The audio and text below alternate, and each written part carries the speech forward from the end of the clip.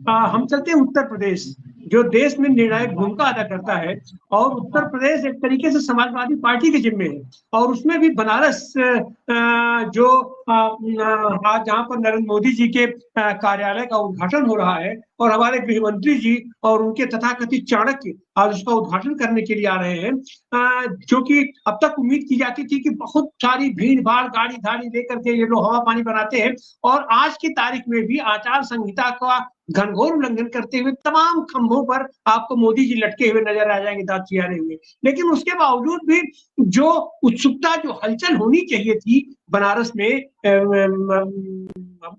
ये मुख्य पार्टी के मुख्य कार्यालय का उद्घाटन होने जा रहा है, वो चीज दिखाई नहीं पड़ रही है। जबकि वहीं पर अपने सीमित साधनों में ही समाजवादी पार्टी के लोग या इंडिया गठबंधन के लोग अपने आसपास के जिलों में, चंदौली हो गया, भदोही हो गया, गाजीपुर हो गया, उधर लोग अपने स्तर सब, लेकिन वहां पर भी कोई बहुत उस तरीके का उत्साह, उस तरीके का उत्साह नहीं देख पा रहा है, अपना नहीं देख पा रहा है अपना। जबकि खासकर बनारस में तो न तो इंडिया गठबंधन की ओर से और न तो किसी भी तरफ से निर्दलीय प्रत्याशी भी अपना कुछ हल्ला गुल्ला मचाते रहते थे। तो इसके पीछे आप क्या कारण देखते हैं मोतीलाल जी? अनम्यूट कीजिए, अनम्यूट कर लीजिए जी। फिर म्यूट हो गए, आप फिर म्यूट हो गए। हाँ जी। ठीक।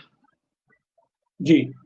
सबसे पहला कारण तो ये है कि कांग्रेस ने, जो इंडिया गठबंधन का एक सबसे बड़ा घटक है, इन्होंने कैंडिडेट इनको ऐसा देना चाहिए जो पूरे चुनाव में अपने समय दे सके।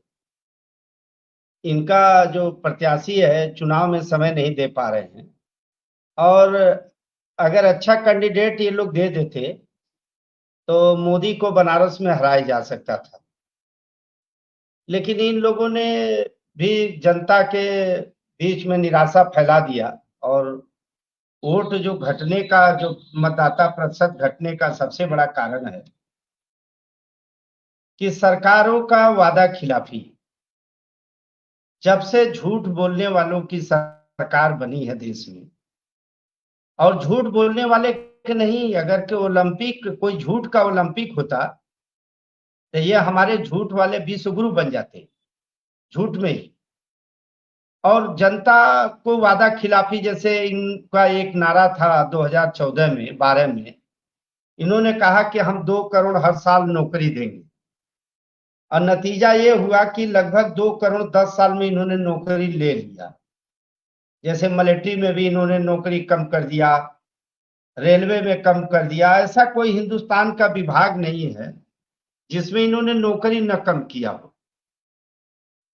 अब युवा जो नोटबंदी में ताली बजाते थे और कोरोना में थाली बजाते थे, वो तो 22 साल वाले हो गए 32 साल के। अब उनकी नौकरी की भी उम्र निकल गई, उनके अंदर निराशा हो गई, आत्महत्या देश में बढ़ गया। छोटे जो मध्यम वर्गीय व्यापारी हैं और युवा हैं जो पढ़े लिख रहे हैं यूनिवर्सिटी में, कॉलेज में, वहां उनको आगे अंधकार दिखाई दे रहा है। उनको नौकरी का कोई चांस नहीं दिख रहा है, न तो कोई सरकार की तरफ से आश्वासन दिख रहा है। सबसे बड़ा जो हमारा 2 विभाग नौकरी देने वाला था, एक मिलिट्री था, दूसरा रेलवे था। बाकी सेल गेल भेल LIC बैंक में देखिए इन्होंने मर्जर कर दिया, 27 बैंक से इन्होंने 12 बैंक बना दिया। कितनी नौकरी घटी? करीब 2.5 लाख नौकरी जो है बैंकों में खत्म कर दिया। इस तरह से इन्होंने लगभग 1 करोड़ 2 करोड़ वैकेंसी इन्होंने समाप्त कर दिया। कोई, जैसे जनसंख्या बढ़ रही है, ये 125 मेरे देशवासियों कहते कहते 140 करोड़ पर आ गए, 143 करोड़ पर तो जनसंख्या बढ़ी, तो इन्होंने कोई स्कूल कॉलेज खोला नहीं, कोई इंजीनियरिंग कॉलेज खोला नहीं, कोई यूनिवर्सिटी खोला नहीं, कोई संस्थान ऐसी खोला नहीं जिससे कि लोगों को शिक्षा दीक्षा भी मिले और काम भी चले और रोजगार भी मिले, नौकरी चाकरी मिले। इन्होंने गुजरात मॉडल लागू किया है गुंडागर्दी से चुनाव जीतने का। जनता के अंदर एक भ्रम फैला दिया है कि वोट किसी को दोगे आएगा तो मोदी ही। अब बहुत से लोग हम लोग से कहते भी हैं कि भैया वोट देकर क्या करेंगे। ये भी एक निराशा का कारण है कि हम वोट देंगे किसी को, आएगा मोदी ही।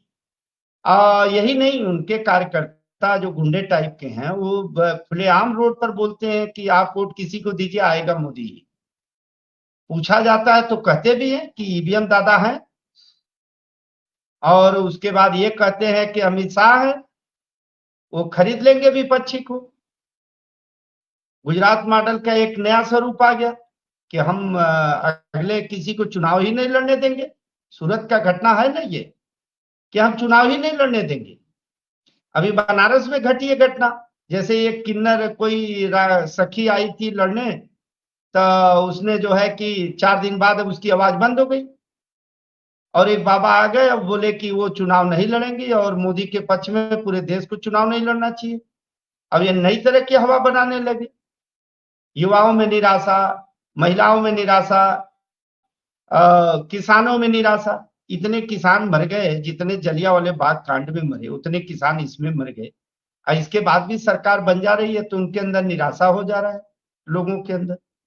और इनके जो प्रतिनिधि है निराशा फैलाने में, जो भाजपा के सहयोगी दल माने जो लड़ने वाली विपक्षी पार्टी, इनके सहयोगी भी जा करके उनसे, जैसे जयंत चौधरी, ओम प्रकाश राजभर, निषाद, ये सब जाकर, अनुप्रिया पटेल जाके उनसे सट जा रहे हैं, तो इनका आंदोलन भी दब जा रहा है।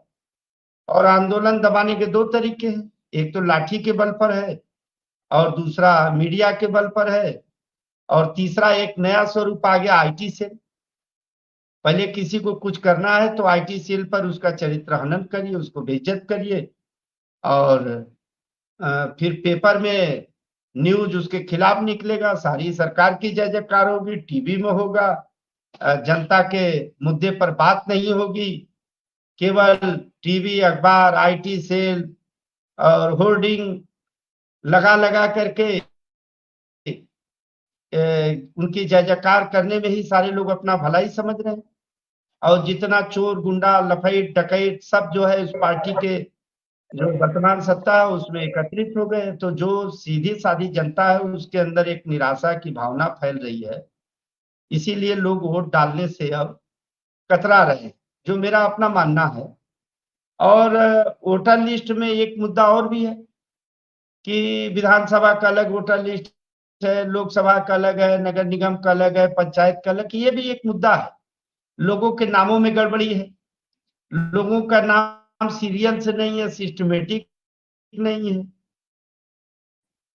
लोग, किसी का नाम है तो वोटर कार्ड नहीं है, किसी का जो है कि इसमें नाम है तो उसमें नहीं है। जनता भी कंफ्यूज है, और कोई ऐसी संस्था भी नहीं है सरकार के पास कि वो घर घर जो है पर्ची पहुंचावे, किसी को पता चले कि उसका वोटर लिस्ट में नाम है कि नहीं है। और इन्हीं चंद शब्दों के साथ मैं